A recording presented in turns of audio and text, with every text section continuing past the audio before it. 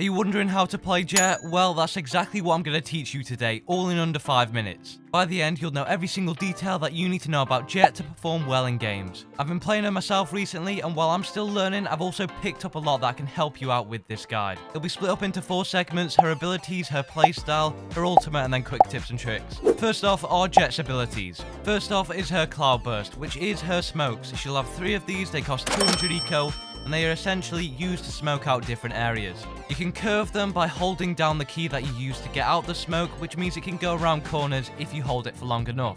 Now the main goal with your smokes is you should be using them to entry frag yourself into sight, whether you're looking to close off a line of sight that might potentially reveal your entry frag, or simply dash into your own smoke. They can be really useful for gaining early map control and getting you in there nice and quick.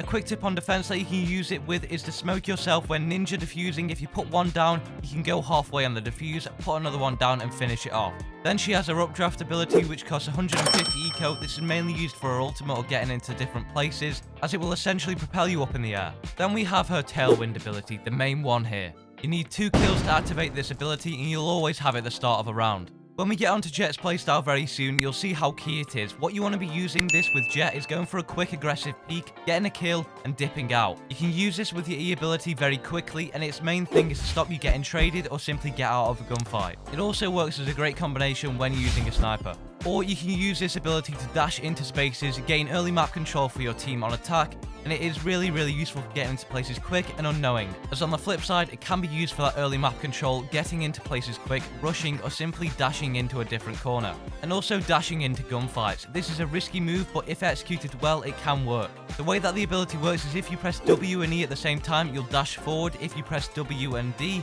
you'll dash to the right. If you press A, you'll dash to the left. And if you press S on the keyboard, you'll dash backwards. They all come in handy for different situations. You mainly when peeking an angle and dashing back so you don't get traded, will use the A and D keys. Feel free to rebind it if E is a little bit of a difficult one to repress.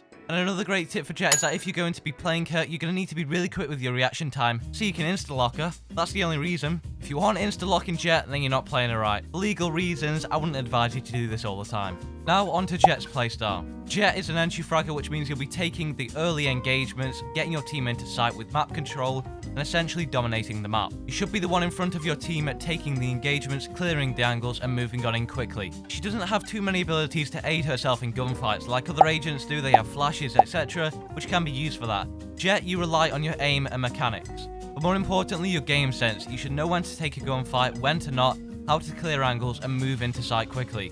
There are many certain plays where you can dash quickly into an area, smoke yourself in with your Cloudburst, and get into sight very quickly on certain maps. You'll need to learn these and pick these up as you go, adding to your knowledge of game sense. And don't be afraid to go in first, that is your job.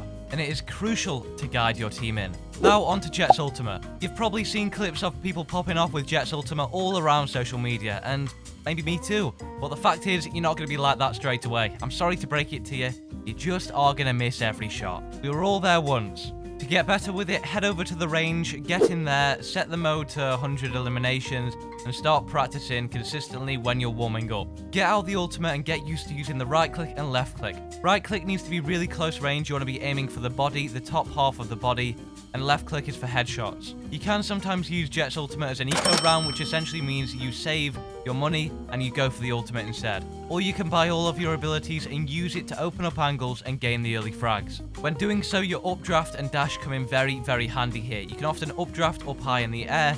You can use it to gain a peek over a certain edge and take a player out from there. For every kill that you get with the ultimate, you will regain some of your knives onto your ultimate. And you don't have to save them for the perfect moment. The more you use them, the more you'll get better. There are a lot of spots on certain maps where you can get really high in the air with your updraft, peek over an edge, and get a kill onto someone from mid from a really long range. And to activate your ultimate, you will need 7 ultimate points. To kill someone, you'll need 1 shot of the knife for a headshot with the ultimate. You'll need 3 knives to the body shot. So think about that when you're trying to connect with them. Now a few more quick tips for Jett is when using the operator, you really want to be using it to dash out of those situations, get an early peek, and make sure you don't get traded. Going with the Jett op is a really strong combination here. You don't have to do it, however it can work on certain maps such as Icebox and Breeze, which are at that longer range. She works for a lot of situations, and remember to have fun with her. Thank you for watching. If you enjoyed the video, be sure to drop a like on it and subscribe for more tips and tricks videos like this one. And I do stream every Tuesday, Wednesday, Thursday at 6:30 PM BST. There's a link in the description. And click on the video in the description right now if you want to see me interview a Radiant player who's 14.